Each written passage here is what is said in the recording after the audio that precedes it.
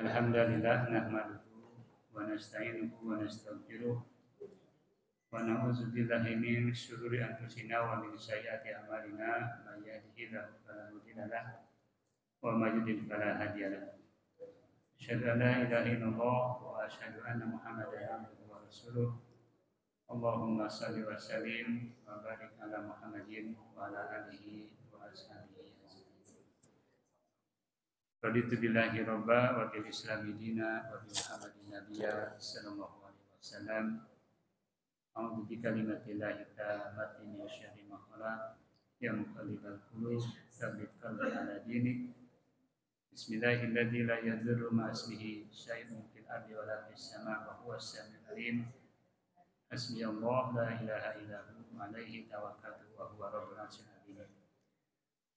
Hadirin yang dirahmati Allah, pertama saya ingin mengingatkan, mari kita sampaikan rasa terima kasih dan syukur kita kepada Allah karena pagi hari ini kita masih hidup, itu yang paling utama, masih hidup. Karena dulu sebelum Ramadan tiba kita sudah banyak berdoa kepada Allah. Ya Allah, tolong berkahi kami di bulan Rajab, berkahi kami di bulan Sa'ban, dan sampaikan umur kami ke bulan Ramadan. Allahumma barik lana fi Rajaba wa Sa'bana wa balighna Ramadan. Doa itu sudah kita sampaikan jauh sebelum Ramadan tiba. Dan sekarang alhamdulillah Allah sudah menyampaikan umur kita ke bulan Ramadan. Bukan hanya sampai, bahkan kita sudah ada di hari yang ke-28.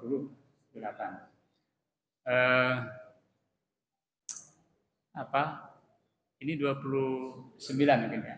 Karena tadi malam itu malam ke-29, termasuk malam-malam ganjil di 10 hari yang terakhir. Sehingga para ulama, orang-orang beriman, orang-orang soleh zaman dulu menduga di malam-malam ganjil termasuk malam Lailatul Qadar. Nah, semoga Bapak Ibu yang tadi malam ibadah cukup banyak, dari mulai salat maghrib, isya, tarawih, baca Quran, berzikir, sampai mungkin malam juga ada tahajud, sampai dengan tiba waktu subuh, itu yang disebut dengan malam. Nah, maka kita berdoa semoga kita termasuk orang-orang yang mendapati Lailatul Qadar. Bapak Ibu, saya ingin mengantar diskusi kita pagi ini satu hadis ya. Ini penting satu hadis kita pikirkan, yaitu innamal a'malu bil khawatim. Innamal a'malu bil khawatim. Sesungguhnya suatu amal itu bergantung pada akhirnya. Ini penting digaris bawahi. Ulangi lagi, setiap amal itu bergantung kepada akhirnya. Maksudnya ada orang yang hidup panjang di dunia ini dalam keadaan baik, ya, soleh, tetapi kemudian ketika mengakhiri hidupnya dengan cara yang buruk. Nah, maka buruklah orang itu, karena tadi amal itu bergantung kepada kondisi akhirnya. Maka kenapa kita ini dituntut, diminta untuk selalu berdoa, Allahumma inni as'aluka husnal khotimah. Wahai Allah, aku memohon kepadamu kematian yang baik atau akhir kehidupan yang baik. Karena baik tidaknya kita bergantung kepada baik tidaknya pada waktu akhir dari kehidupan itu. Itu yang disebut dengan innamal a'malu bil khawatim. Bahwa sebuah amal itu bergantung kepada keadaan akhirnya. Nah, kalau saya tarik atau kita tarik ke dalam bulan Ramadan, maka kurang lebih artinya baik tidaknya Ramadan kita itu bergantung pada akhirnya gitu. Nah, sekarang ini kita sedang berada di detik-detik terakhir. Kan saum kita hanya tinggal menyisakan 2 hari. Hari ini Sabtu dan besok hari Ahad. Mudah-mudahan sepakat ya pemerintah dan seluruh masyarakat Indonesia bahwa Idul Fitri jatuh di tanggal 31 hari Senin. Semoga. Nah, maksud saya kita masih menyisakan 2 hari. Nah, itulah yang akan menentukan baik buruknya Ramadan kita. Maka hati-hatilah di 2 hari yang terakhir ini. Pastikan bahwa Ramadan kita berakhir dengan indah. Indah artinya ya, kita bisa melaksanakan ya, setiap perintah-perintah di bulan Ramadan itu dengan baik, diisi dengan kebaikan-kebaikan, dari mulai saum itu sendiri, kemudian sholat, kemudian qiyamul lail, kemudian tadarus, berinfak, memberi buka kepada orang yang saum, kemudian berzikir, baca Quran, berwudu, baca Quran lagi, itu semua adalah rangkaian-rangkaian kebaikan. Nah, semoga itu terus berlanjut hingga tanggal 30 bulan Ramadan. Karena tahun ini kalau ditakdirkan tadi bersamaan semua, maka saum kita 30 hari. Karena tanggal 31 itu hari Senin, berarti ujung Ramadan kita adalah hari Ahad tanggal 30, berarti full 30 hari. Karena kalender dalam Islam itu hanya ada dua, 29 atau 30. Mudah-mudahan itu bisa sepakat semua. Nah, Bapak Ibu, berikutnya ini yang menurut saya penting untuk dibahas pagi ini. Karena kita akan segera mengakhiri ibadah Ramadan kita, maka pertanyaannya adalah, berhasilkah ibadah Ramadan kita? Saya ulangi lagi, berhasilkah ibadah Ramadan kita? Karena kita sudah menghabiskan 28 hari, sebentar lagi akan berakhir, seharusnya sudah waktunya bagi kita untuk melakukan refleksi. Lihat-lihat nih, kiri kanan, pegang dada, raba-raba. Ini kira-kira berhasil atau berhasil? Nah, maka pertanyaannya adalah apa bukti ya, atau ciri orang yang sukses ibadah Ramadannya. Nanti silakan Bapak Ibu di checklist gitu ya. Saya kemarin sarankan kepada teman-teman buat semacam instrumen gitu ya, dalam bentuk tabel. Nomor 1 misalnya, ada enggak itu pada kita? Cek. Nomor 2 ada enggak? Checklist. Kalau itu ada semua berarti sukses. Semakin banyak, semakin sukses. Semakin berkurang, semakin kurang sukses. Itu kurang lebih cara kita untuk mendeteksi ya, atau merefleksi atau menilai apakah Ramadan kita berhasil. Nah, Bapak Ibu, saya mencoba mengumpulkan sejumlah indikator gitu, yang kurang lebih itu menandai suksesnya ibadah Ramadan kita. Silakan Bapak Ibu tinggal nanti di cek gitu. Malah caranya itu bisa checklist ya atau tidak, atau kita bisa menilainya dengan membuat semacam gradasi gitu. Misalnya selalu, sering, kadang-kadang, jarang, tidak pernah. Nah, itu bisa tuh dibuat. Atau tadi ya atau tidak. Tentu kalau ya atau tidak terlalu kasar. Tapi kalau kita gunakan rentang skala tadi, misalnya selalu, sering, kadang-kadang, jarang, tidak pernah, itu malah lebih menunjukkan gradasi antar orang. Karena mungkin sama-sama misalnya ya, sama-sama memohon ampun gitu. Tapi mungkin ada orang yang memohon ampunnya itu selalu, sering. Tapi yang lain mungkin kadang-kadang, yang lain bahkan jarang. Nah, itu menunjukkan gradasi kadar kesuksesan seseorang. Nah, yang pertama Bapak Ibu, indikator bahwa Ramadan kita itu sukses atau tidak adalah diampuni dosa. Dalilnya apa? Bapak Ibu, di awal Ramadan kan sering disampaikan oleh para ustadz apa? Man soma Ramadana, apa itu? Imanan wahtisaban, gufirolahu ma taqaddama min dami. Barang siapa yang saum di bulan Ramadan, diampuni dosanya.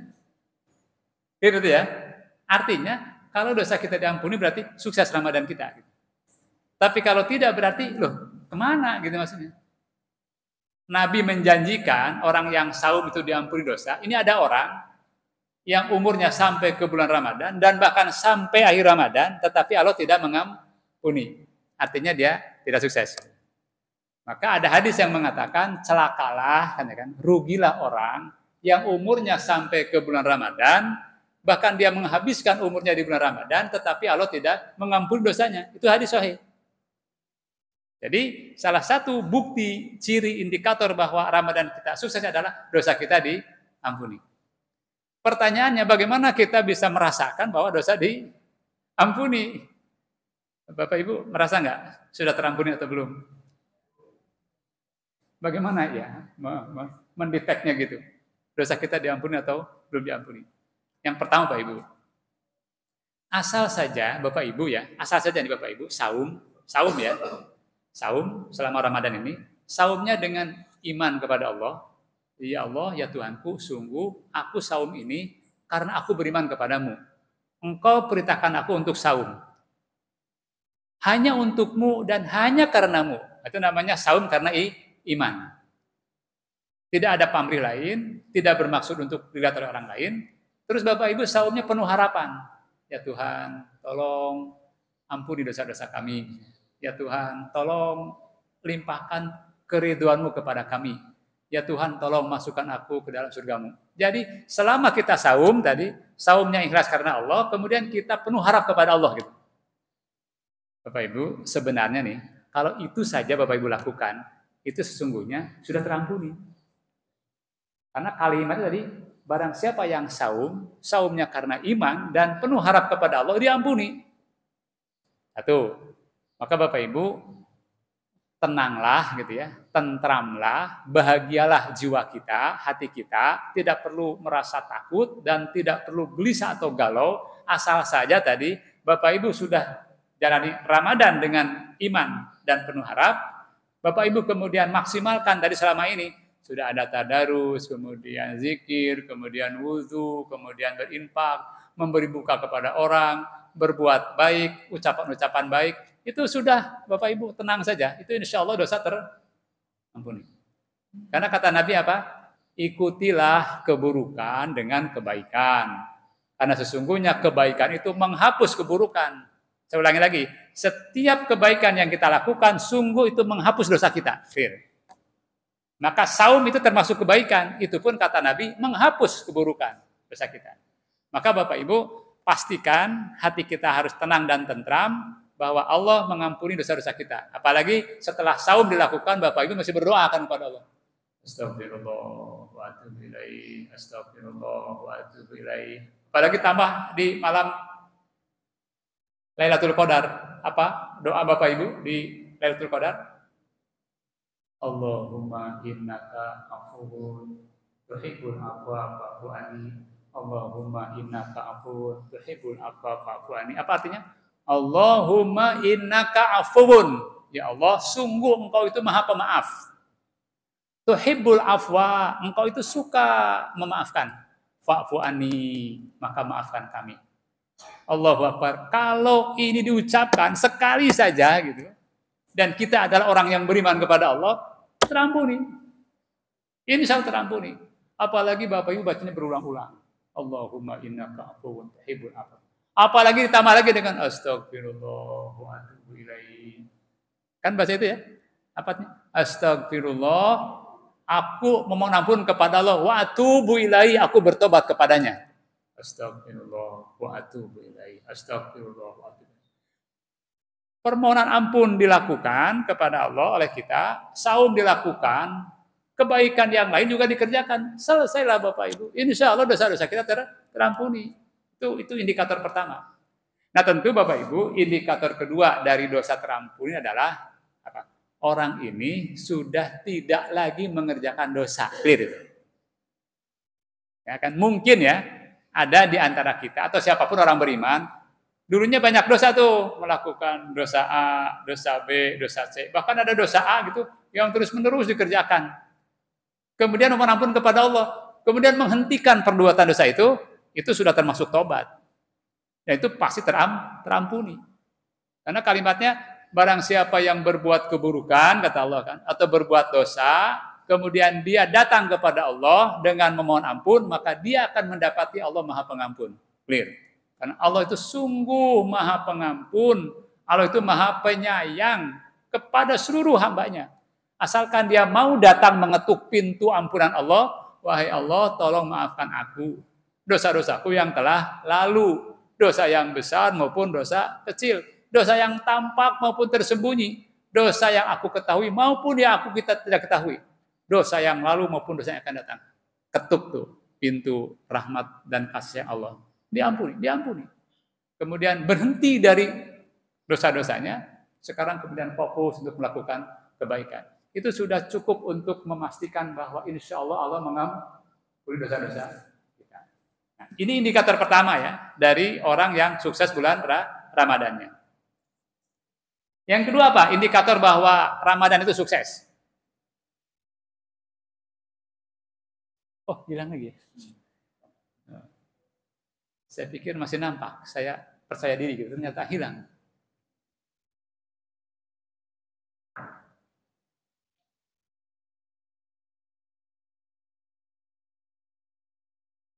Alhamdulillah. Nah, sekali lagi ya, yang pertama, ciri orang yang Ramadannya sukses adalah dosanya diampuni. Insya Allah, saya ulangi lagi, insya Allah kita semua Bapak Ibu, sampai detik ini, itu Allah mengampuni insya Allah.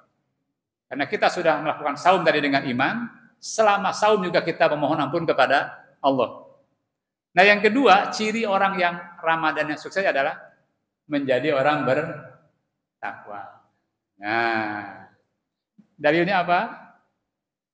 Ya ayyuhalladzina amanu kutiba alaikumusyamu kama kutiba alal ladzina min qablikum la'allakum tattaqun.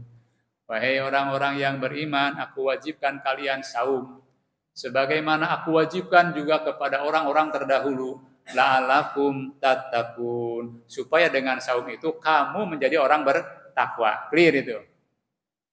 Jadi kalau di akhir Ramadan ini saya atau kita menjadi orang bertakwa, berarti sukses Ramadannya gitu maksudnya. Karena itulah yang menjadi tujuan bulan Ramadan. Nah cuma sekarang beranikah kita mengatakan saya sudah menjadi orang bertakwa? Nah mungkin itu agak gimana gitu ya. Masih agak ini. Maka butuh kita mencoba mengetahui indikator atau ciri orang bertakwa. Saya sudah melis nih dari Al-Quran ya. Ini diambil dari Al-Quran. Indikator atau ciri orang-orang bertakwa. Berarti itu menjadi ciri orang yang Ramadannya sukses. Satu, iman. Beriman. Apakah kita beriman? Beriman. Berarti nomor satu sudah dicek itu. Ada gitu maksudnya. Allahu Akbar. Apa itu iman? Percaya bahwa di alam semesta ini tidak ada Tuhan kecuali satu, yaitu Allah. Innani anallahu la ilaha illa ana fa'budni wa aqimis sholata lidzikri. Itu Thaha ayat ke-14. Innani anallah, sungguh aku ini Allah. Kata Allah, la ilaha illa ana, tidak ada Tuhan selain aku. Itu pernyataan Allah itu. Surat Thaha ayat ke-14. Jadi tidak ada Tuhan di alam semesta kecuali Allah. Dia yang menciptakan alam semesta, yang memelihara alam semesta, yang merawat alam semesta, dan semua makhluk beribadah kepadanya. Itu namanya iman. Insya Allah ini ada semua pada kita. Insya Allah ada pada kita. Nah tapi Bapak Ibu, yang dimaksud iman itu bukan hanya percaya kepada Allah, tetapi juga percaya kepada semua yang diperintahkan untuk dipercayai oleh kita. Apa di situ? Ada malaikat, ada nabi, ada kitab, ada hari akhirat, ada takdir. Rukun iman. Kalau itu sudah ada pada diri kita, subhanallah Allahu Akbar, kita sudah memiliki salah satu ciri itu. Orang bertakwa. Dalilnya apa? Coba aku di Al-Baqarah ayat pertama, alif lam mim. Dzalikal kitabu la raiba fihi hudal lil muttaqin. Alladzina yu'minuna bil ghaibi wa yuqimuna sholata wa mimma razaqnahum yunfiqun. Walladzina yu'minuna bil ghaib, katanya. Percaya kepada yang ghaib. Allah ghaib, surga ghaib, neraka ghaib, malaikat ghaib, nabi bagi kita ghaib, tetapi kalau orang-orang terdahulu pernah bertemu dengan nabi. Al-Qur'an nyata, akhirat ghaib. Itu yang pertama adalah beriman.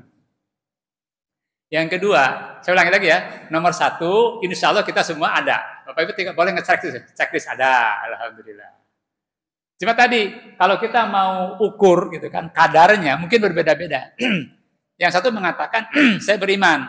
Tetapi kadar imannya mungkin kalau dibuat nilai gitu, 1 sampai dengan 10. Kira-kira posisi iman kita dinilai berapa? Gitu. Ada yang 10, 9, 8, 7, mungkin ada yang 4, ada yang 3. Tentu para sahabat itu nilai imannya kadarnya bisa 9 atau 10. Mereka bertemu dengan Nabi. Bagaimana tidak percaya dengan Nabi? Kita tidak pernah bertemu dengan Nabi. Mereka menyaksikan Al-Quran diturunkan kepada Nabi. Kita tidak menyaksikan. Tentu saja mereka bisa jauh lebih beriman. Tetapi Nabi memuji kita. Nabi itu memuji kita. Kenapa? Kita ini, kata Nabi, tidak bertemu dengan Nabi, gitu kan? Tidak menyaksikan Quran diturunkan, tetapi mereka beriman kepada Nabi, katanya. Jauh lebih hebat. Insya Allah nomor 1 itu. Cek ya, checklist. Oke, nomor 2. Indikator orang bertakwa adalah sholat. Dalilnya tadi ya, dalilnya. Alladzina yu'minuna bil ghaib wa yuqimunas shalah. Dan dia mendirikan salat. Yang ketiga, berinfak. Yang keempat,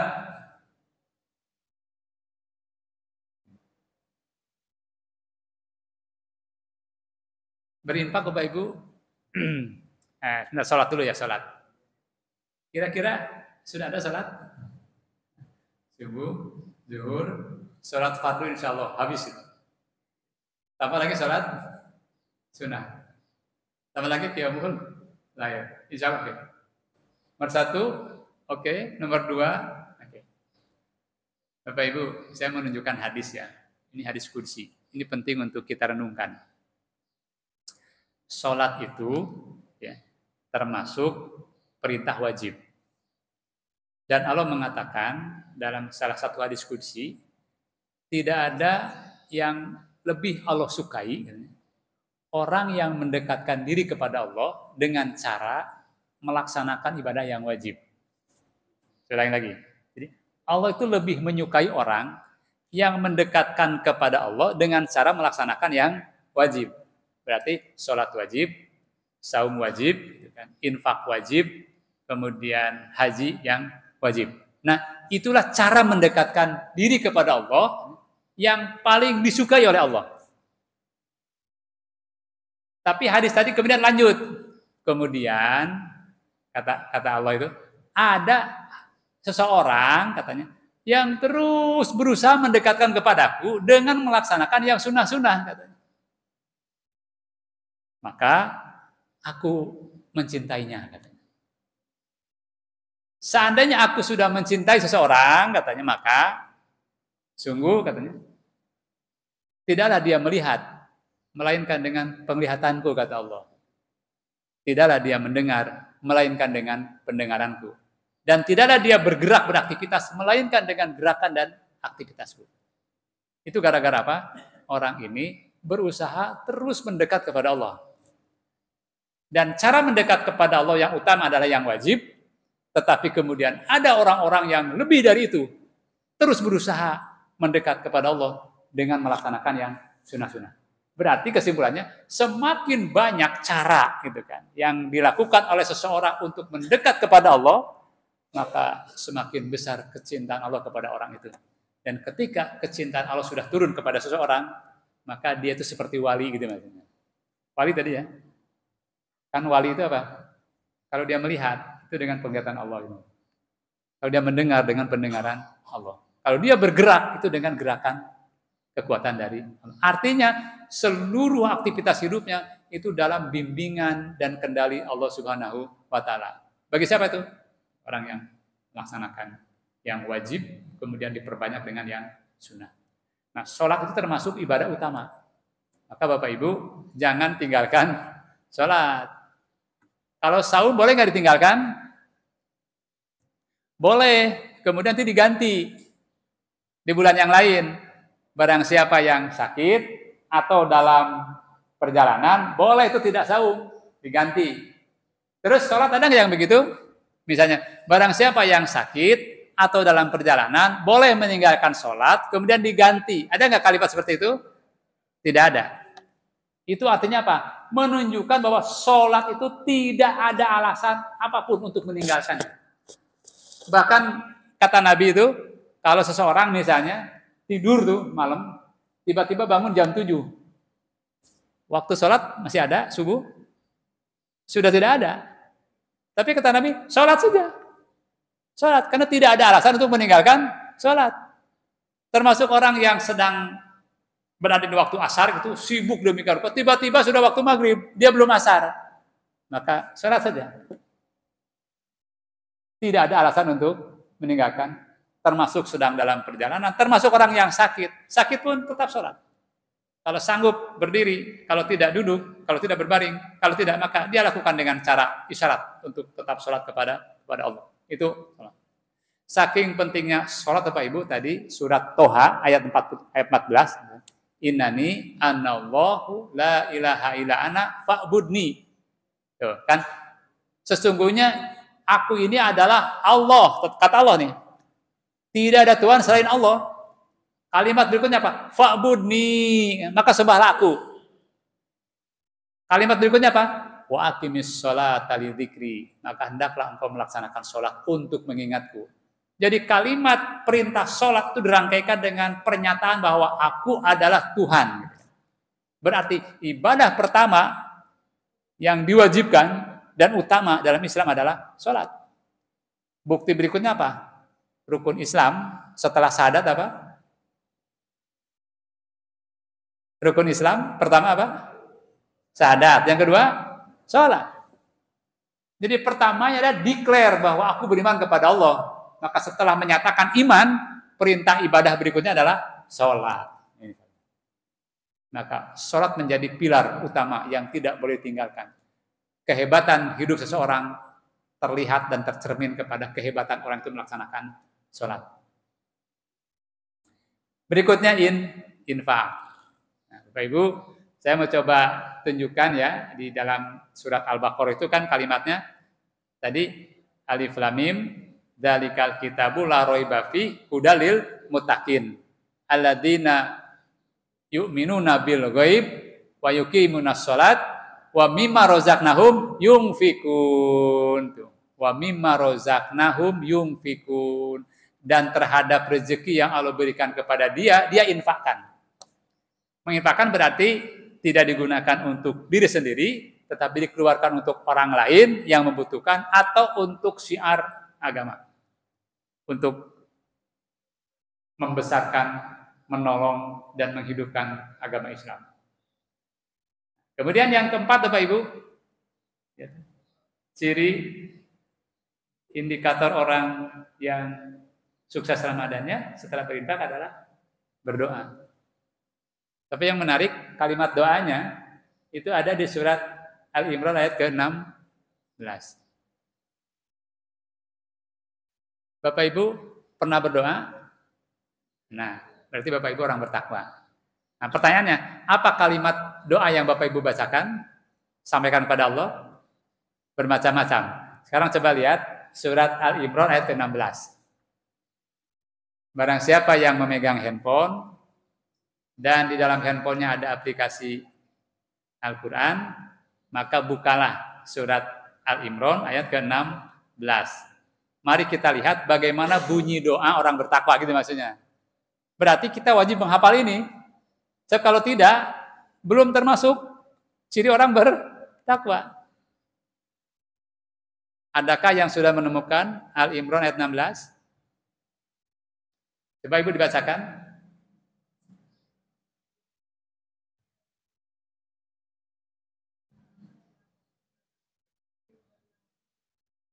Alladzina yaquluna rabbana innana amanna faghfir lana dzunubana wa qina adzabannar. Begitu ya, Bu ya? Ini doa orang bertakwa. Jadi barang siapa yang belum hafal wajib hafal gitu. Barang siapa yang sudah hafal dan sudah sering menyampaikan sudah memenuhi ciri orang bertakwa. Kalimat itu kan nyambung dari ayat 15. Ayat 15 itu kan sedang bicara mengenai ciri orang bertakwa. Maka ciri pertama yang disebut oleh Allah di ayat ke-16 itu. Orang bertakwa itu kena berdoa kepada Allah. Dengan kalimat doa, Rabbana innana amanna faghfir lana dzunubana wa qina azabannar. Ya Tuhan kami, ini artinya nih, Robbana amanna. Sungguh kami, Robbana innana amanna. Sungguh kami beriman kepadamu. Satu.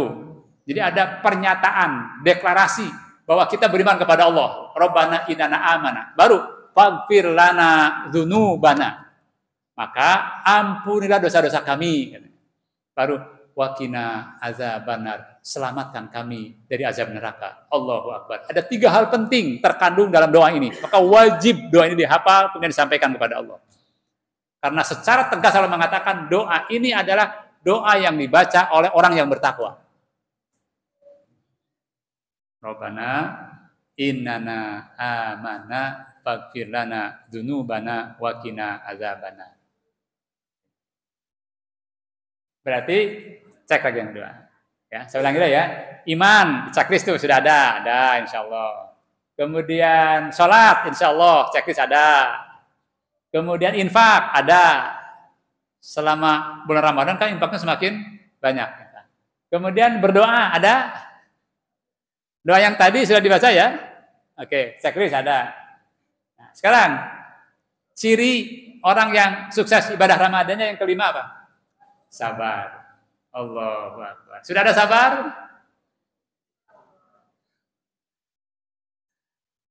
Nah, coba Bapak Ibu, mana dalilnya? Dalilnya lihat tadi surat Al-Imran ayat ke-17. Barang siapa yang memegang handphone dan di dalamnya ada aplikasi Al-Quran, buka surat Al-Imran ayat ke-17. Ada yang sudah menemukan? Mau dibacakan, Pak? Ya.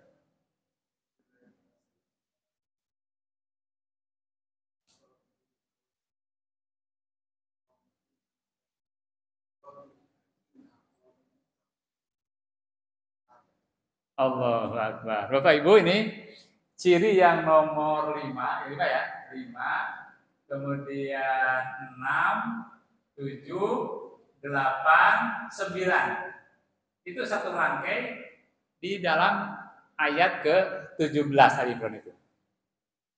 Pertama kata apa? As-sabirin. Orang bertakwa itu sabar. Wasodikin, benar. Wal qanitin, 7 taat. Wal munfiqin, berinfak. Wal mustaghfirina bil ashar, dan memohon ampun di waktu sahur. Allahu Akbar. Sangat spesifik, sangat operasional. Ciri orang bertakwa yang berarti orang yang sukses ibadah Ramadannya. Sabar. Apa itu sabar, Bapak Ibu? Sabar itu enggak marah-marah. Ketika apa? Ketika dihadapkan kepada tugas, kewajiban, tantangan, kesulitan, perintah, dia tidak marah-marah. Baik marah secara verbal, maupun marah secara hati, maupun marah secara tindakan, behavior. Orangnya ketika dihadapkan kepada musibah, dia tenang saja, tenang. Dia katakan apa? Ya Allah, sungguh ini semua telah Engkau tetapkan. Maka berilah aku kesabaran. Sungguh ini semua berasal darimu, dan kami semua akan kembali kepadamu. Nah, itu namanya mental orang yang sabar. Itu diabadikan di surat Al-Baqarah 155-56. Wabasyiris sabirin alladzina idza asabathum musibah qalu inna lillahi wa inna ilaihi raji'un. Kabarkanlah berita gembira kepada orang yang sabar, yaitu orang yang apabila ditimpa musibah mereka mengatakan inna lillahi wa inna ilaihi raji'un. Dihadapkan kepada kesulitan, kepada musibah, kepada hal yang mengecewakan, dia tetap tenang. Berpikir positif tentang Allah, tidak menggerutu kepada Allah, tidak marah-marah kepada Allah, tidak marah-marah kepada dirinya, tidak marah-marah kepada orang lain. Itu namanya sabar. Terus ketika diberi tugas, kewajiban, tantangan, dia juga merespon dengan baik gitu. Tidak marah dengan tugas, tidak mengeluh dengan tugas, tapi dia jalani dengan rasa tenang, dengan rasa tawakal, dengan fokus untuk menyelesaikan masalah. Itu orang yang sabar. Sehingga mulutnya tetap terjaga dari kata-kata yang bersifat agresif atau negatif. Dan ketika diminta untuk menjauhi sesuatu, kata Allah, jangan makan ini, jangan lakukan ini. Dia pun melakukan dengan penuh kesabaran, ketaatan, kepatuhan, tidak menyesali, tidak marah, tidak merasa jengkel atau dongkol. Itu adalah orang bersabar. Bapak Ibu, tahukah Bapak Ibu, ini kalau saya tanya nih, ibadah apa yang pahalanya itu paling besar? Oke, bilang lagi ya.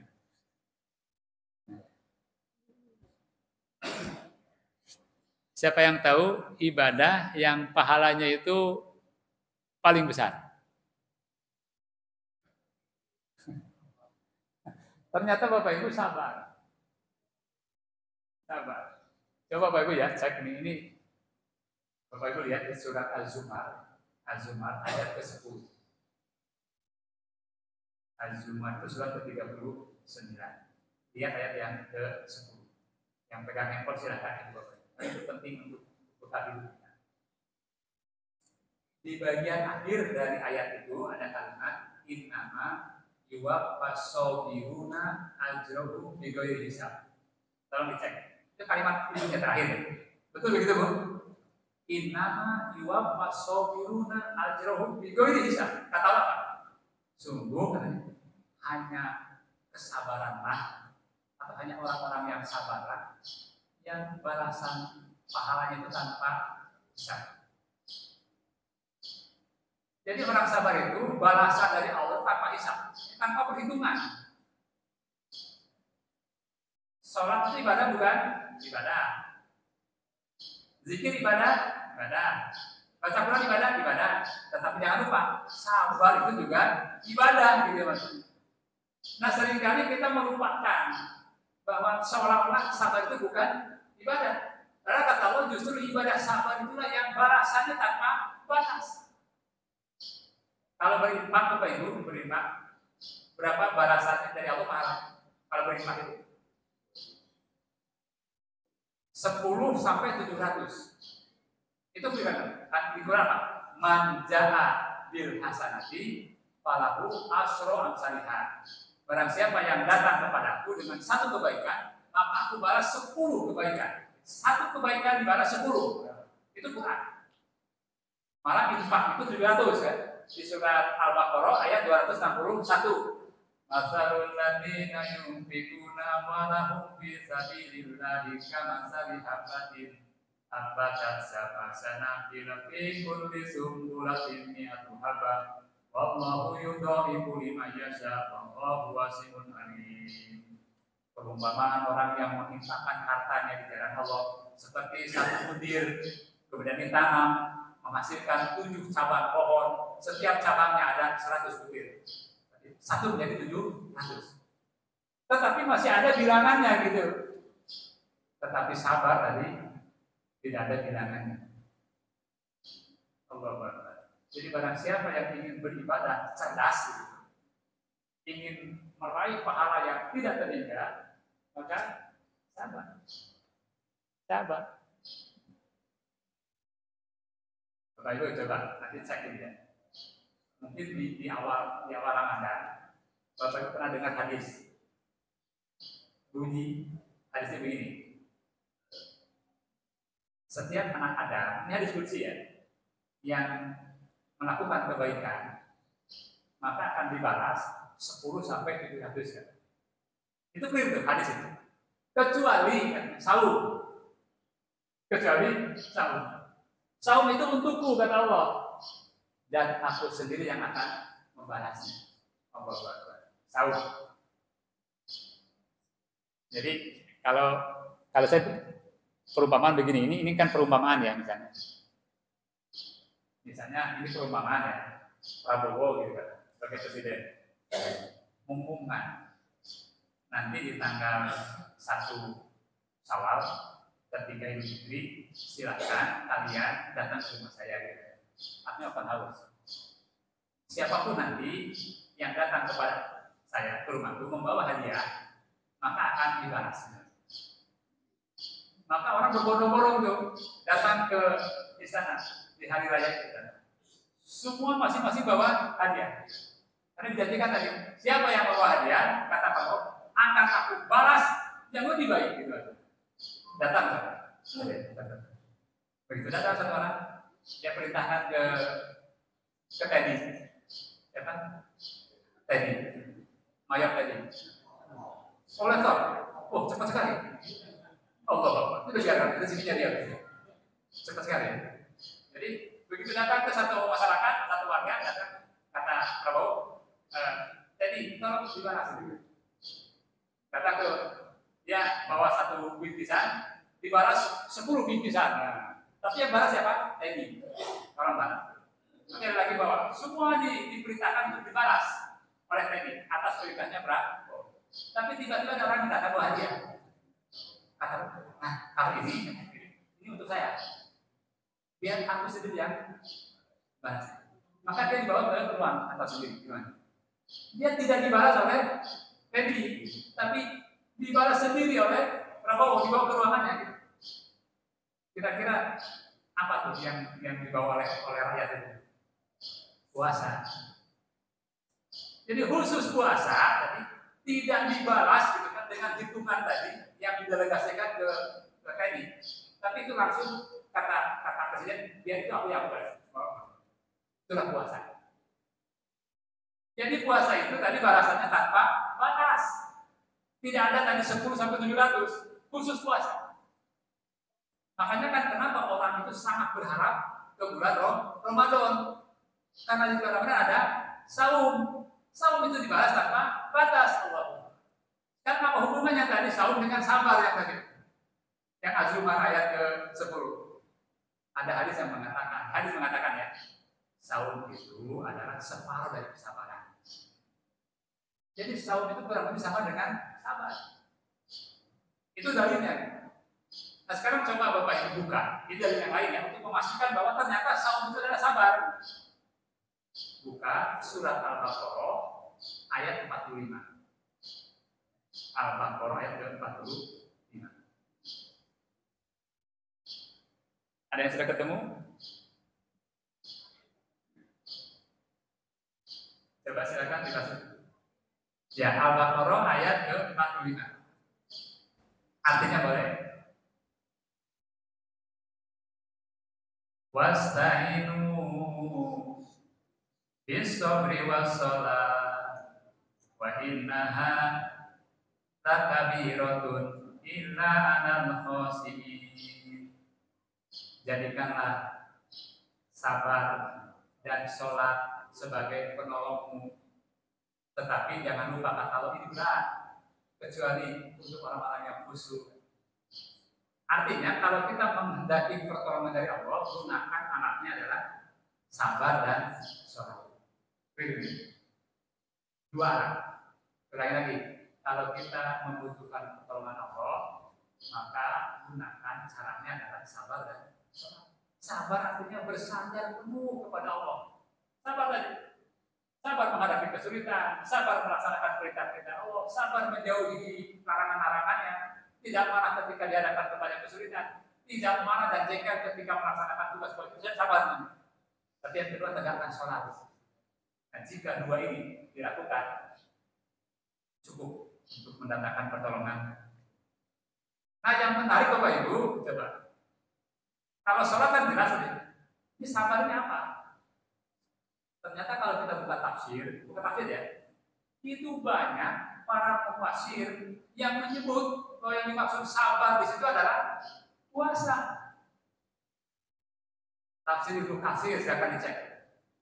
Kemudian tafsir Jalalain, tafsir Al-Qurtubi menyebut bahwa Ibnu Abbas mengatakan yang dimaksud sabar di situ adalah puasa. Allah. Jadi Kalau kita membutuhkan pertolongan Allah, ada dua alat yang bisa kita pakai, puasa dan sholat. Jadi kesimpulannya puasa sama dengan sabar gitu. Maka Quran menyebut sabar dibalas tanpa batas. Hadis tadi mengatakan saum itu khusus untukku dan aku sendiri yang membalasnya tanpa batas juga artinya. Tidak ada ukuran. Sampai sekali lagi itu kehebatan saum. Maka Bapak Ibu, jika Ramadan telah berakhir, jangan tinggalkan saum gitu maksudnya. Kalau kita menjadi hamba Ramadan, maka kita hanya akan sahur di bulan Ramadan. Ketika Ramadan meninggalkan kita, kalau kita menghamba kepada Allah, maka tetap melaksanakan sahur. Apa sahurnya? Banyak keluarnya. Bisa Senin dan Kamis, bisa Yaumul Bid, paling maksimal, paling banter sahur Nabi Daud. Sama saja dibalas tanpa batas. Karena pengertian sahur dibalas tanpa batas itu bukan hanya sahur Ramadan, bukan seluruh sahur. Maka sebagai bukti dari orang yang sukses Ramadannya adalah orang yang sanggup melanjutkan kebiasaan yang sudah dibangun di Ramadan di bulan yang akan datang, termasuk lebih khusus sahur. Ini ciri orang yang sukses di bulan Ramadan. Berikutnya, setelah coba diulangi dulu ya. Pertama tadi apa yang ciri orang sukses Ramadan? Satu, beriman. Ya. Nanti di apa harus apa di dalam kepala ya, bukan di luar kepala. Kalau di luar kepala apa hilang di dalam kepala. Satu, beriman. Yang kedua, sholat. Yang ketiga, infak. Yang keempat, berdoa dengan kalimat doa tadi ya. Dihafal doanya tuh. Karena itu secara spesifik disebut oleh Allah kalimat doanya. Kemudian berikutnya sabar. Yang kelima apa? Benar. Yang megang benar. Itu dihapus ya angka 56 gitu. Ini saya hapus ya. Jadi ini bukan 5.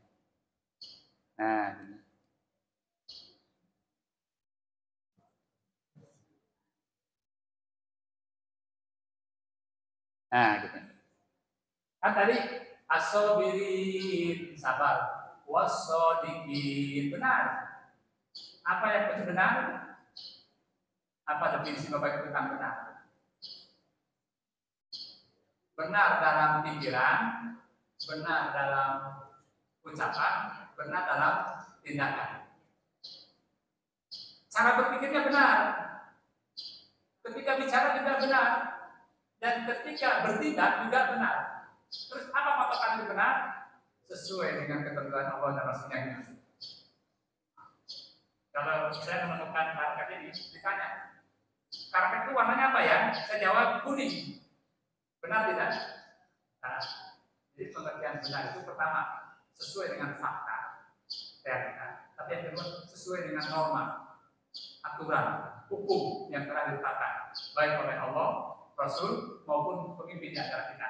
Itu makna benar.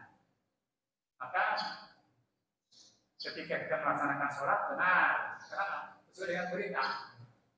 Ketika menjauhi khamar itu benar, karena sesuai dengan larangan. Artinya tindakannya sesuai dengan aturan yang ditetapkan oleh Allah. Itu namanya benar. Termasuk tiga. Nomor 7 apa? Taat. Taat kepada siapa, Bu? Kepada suami. Taat kepada siapa lagi? Ketua RT. Taat kepada siapa lagi? RW, lurah, ketua DKM, kemudian bupati, gubernur, wali kota, presiden, rasul, dan Allah.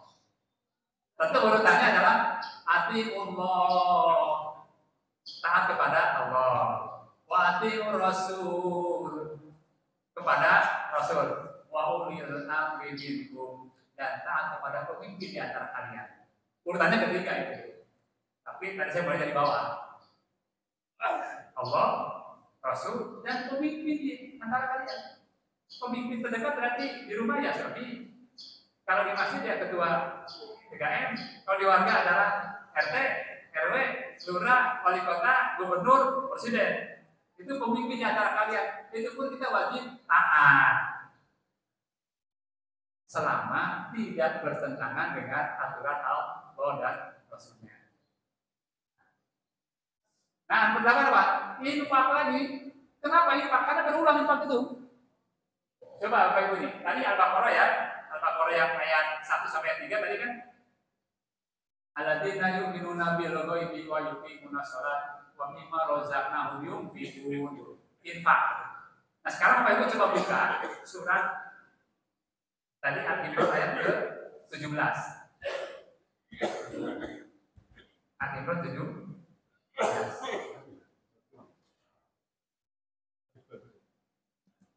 Oh masih. Idenya rupanya settingnya itu setting apa? Hemat. Jadi dalam beberapa detik bisa otomatis ya. Ya, itu tadi Al-Imran ayat ke-17. Kan kita situ ya. Pertama as-sabirina was-sadiqina wal qanitina wal munfiqin infak. Kedua kali berulang. Infak ya. Berarti infak itu ciri yang hebat, yang kuat dari bertakwa. Berulang-ulang munculnya. Infak. Nah, baru setelah infak wal mustaghfirina bil ashar nomor 9. Mohon ampun di waktu sahur. Allah. Bapak Ibu, kalau tiba waktu sahur apa yang dikerjakan Bapak Ibu? Makan. Kan makan sahur.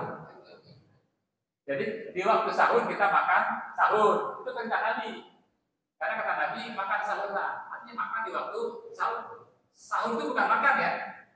Satu waktu. Akhir malam sampai waktu subuh. Nah kata Nabi makanlah di waktu sahur. Karena itu mengandung keberkahan. Tapi kalau perintah Allah apa? Mohon ampun. Wal mustaghfirina bil ashar. Dan mohon ampun di waktu sahur. Karena pertanyaannya selama bulan Ramadan di waktu sahur yang Bapak Ibu lakukan apa? Apa? Maksud saya, apakah Ibu dan Bapak sholat di waktu sahur? Sholat, clear. Apakah Bapak Ibu mohon ampun di waktu sahur? Clear. Jadi kalau Bapak Ibu mohon ampun di waktu sahur sudah memenuhi ciri orang bertakwa. Maka itu lanjutkan, itu maksudnya lanjutkan sampai bulan-bulan yang akan datang. Itu sebabnya kenapa Ramadan itu mengkondisikan orang menjadi orang bertakwa. Apa buktinya? Selama bulan Ramadan kita dipaksa bangun di waktu sahur. Orang bertakwa cirinya mohon ampun di waktu sahur.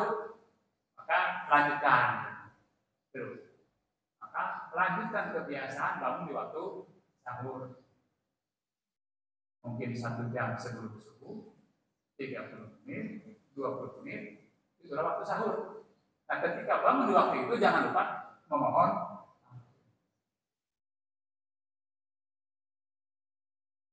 Nah, Bapak Ibu, ini saya mau memastikan bahwa memohon ampun di waktu sahur ternyata itu ciri yang kuat dari orang bertakwa. Sekarang coba buka surat Al-Zariyat ayat ke-17. 15, 16, 17. Ad-Dariyat itu surat ke-56, 51.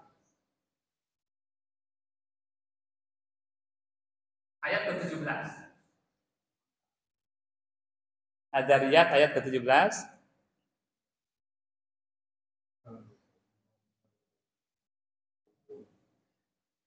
Coba. Mulai dari ayat 15 itu ya. Itu kan satu rangkaian 15. Ayat 15-nya mengatakan innal muttaqina fi jannatin wa uyun. Betul ya? Akhidina ma atahu rabbuhum innahum kanu qabla dzalika muhsinin. Kanu qalilan minal laili ma yahjamun wa bil ashari hum yastaghfiruna wa bil ashari hum yastaghfirun. Berapa itu? 18. Coba baca artinya. Wa bil ashari hum yastaghfirun. Apa ini? Dan pada waktu sahur memohon ampun. Wa bil ashar, itu kan waktu sahur. Berarti 2 kali terulang tuh. Ciri orang bertakwa terulang 2 kali. Ya coba, memohon ampun di waktu sahur. Jadi kalau kita sudah sanggup melakukan memohon ampun di waktu sahur, subhanallah Akbar, kita sudah masuk salah satu ciri orang Bagaimana cara mohon ampun di waktu sahur? Astagfirullah wa atubu ilaihi. Astagfirullah wa atubu ilaihi. Astagfirullah wa atubu ilaihi. Itu sudah mohon ampun. Atau astagfirullah, astagfirullah, atau astagfirullahaladzim alladzi la ilaha illa huwal hayyul qayyum wa atubu ilaihi. Atau apa? Allahumma anta rabbi la ilaha illa anta khalaqtani wa ana 'abduka wa ana 'ala ahdika wa wa'dika mastata'tu. Dan seterusnya. Itu syahidul istighfar. Syahidul istighfar itu mohon ampun yang paling hebat di hadapan Nabi. Apakah? Atau Bapak Ibu tidak dengan cara istighfar tadi, tapi dengan doa dari Rabbana innana amanna waghfir lana dzunubana wa qina adzabannar. Yang tadi itu yang Ali Imran ayat ke-16. Kan Rabbana innana amanna, wahai Tuhan kami, aku beriman kepadamu, waghfir lana dzunubana, ampuni dosa-dosaku. Itu ampun. Maka tadi kalimat itu menjadi ciri orang bertakwa. Tadi kita yang Ali Imran 16. Ketika itu dibaca di waktu sahur, maka dua ciri tergabung. Maka kesimpulannya apa itu? Di waktu sahur baca itu. Rabbana innana amanna faghfir lana dzunubana wa qina. Wahai Tuhan, sungguh aku beriman kepadamu, maka ampuni dosa-dosaku dan selamatkan aku dari azab. Nah, tidak ada orang yang paling sukses kecuali orang yang diselamatkan oleh Allah dari azab. Nah, itu orang bagus. Kemudian dimasukkan ke dalam surga. Nah, sekarang lihat infak. Coba infak berulang berapa kali? Ternyata ada 4. Allahu Akbar. Tadi surat Al-Baqarah. Yang kedua tadi kan Al-Imran ayat ke-17. Kan di situ lagi coba. Yang tadi ada lihat ayat ke-19 apa? Setelah wabil asharihum yastaghfirun wa fi amwalihim haqqul lisaili wal mahrum. Ayat ke-19. Betul ya? Apa artinya? Dan pada harta yang dimilikinya ada hak orang lain. Itu dikeluarkan. Di sini kalimatnya bukan dan berinfaklah bukan, tapi Allah kemudian membuat kalimat yang apa ya? Yang ini kan. Dan pada harta yang kau miliki ada hak orang lain. Begitu kalimatnya. Artinya kalau itu dimakan juga itu batil itu, karena bukan punya kita. Jadi maknanya kalau kita punya harta 100, sungguh di dalamnya ada hak orang lain minimal 2,5%, maka wajib dikeluarkan. Itu maknanya berarti sama juga itu 3 kali pengaturan sebagai ciri orang bertakwa. Maka perbanyak, jangan ragu berinfak. Nah sekarang mengenai infak tadi, sekarang lihat coba surat Al-Imran ayat ke-134, 133, 134. Ini untuk memastikan ciri orang bertakwa yang merupakan bukti suksesnya bulan Ramadan. 133 dan 134. Dan sudah ketemu? Yang 133-nya dan sudah ketemu? Boleh dibacakan?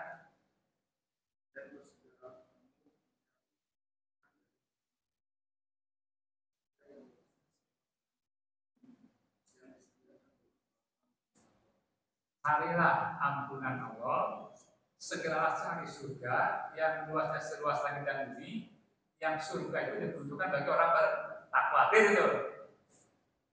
Ayat berikutnya, alladzina yunfiquna fis-sarra'i wad-dharra'i wal kadhimina al-ghayza wal 'afina 'anil nas wallahu yuhibbul muhsinin. Betul gitu ya? Orang bertakwa itu pertama alladzina yunfiquna fis sarra'i wad dharra. Dia selalu berlimpah, baik dalam keadaan lapang maupun dalam keadaan sempit tuh. Waktu miskin berlimpah, waktu kaya berlimpah, waktu bahagia berlimpah, waktu sedih berlimpah, waktu marah-marah berlimpah, waktu tidak marah-marah juga berlimpah, tapi berlimpah. Itu siapa? Orang bertakwa. Jadi infak itu sudah menjadi karakter gitu, mudah dilakukan dan spontan. Orang bertakwa. Nah, yang menarik kalimat berikutnya kan, wal kadhiminal ghaib. Apa wal kadhimin? Mampu menahan amarah, Allahu Akbar. Kaitan dengan sabar tadi, mampu menahan amarah. Itu clear sekali, spesifik disebut oleh Allah, menahan amarah. Wal kadhiminal ghaib. Itu apa? Wal afina 'anil nas. Apa itu? Dan memaafkan kesalahan orang lain. Allahu Akbar. Berinfak kapanpun dan dimanapun. Yang kedua, sanggup menahan amarah. Kemudian yang ketiga, memaafkan kesalahan orang lain apapun kesalahannya. Maka tidak ada kamus bagi orang bertakwa untuk mengatakan tidak ada maaf bagi tidak ada. Tidak ada. Orang bertakwa memaafkan apapun kesalahan. Sebagaimana Allah memaafkan kita. Allah itu Maha Pemaaf. Dosa apapun, maka kita sebagai hambanya juga harus mencontoh sifat yang ada pada Allah, memaafkan siapapun yang bersalah kepada kita.